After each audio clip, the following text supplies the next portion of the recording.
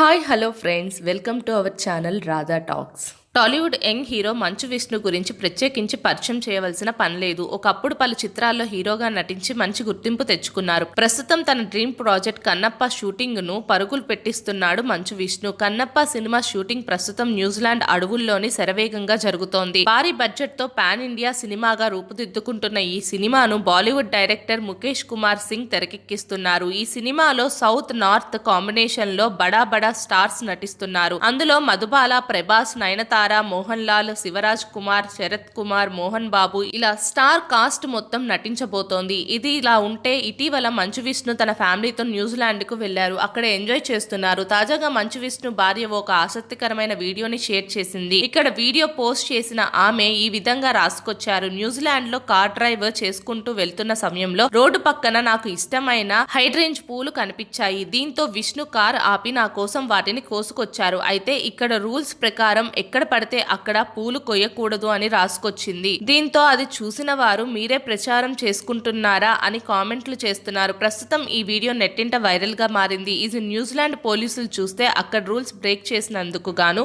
విష్ణుకి శిక్ష పడే ఛాన్స్ ఉన్నట్లు తెలుస్తోంది.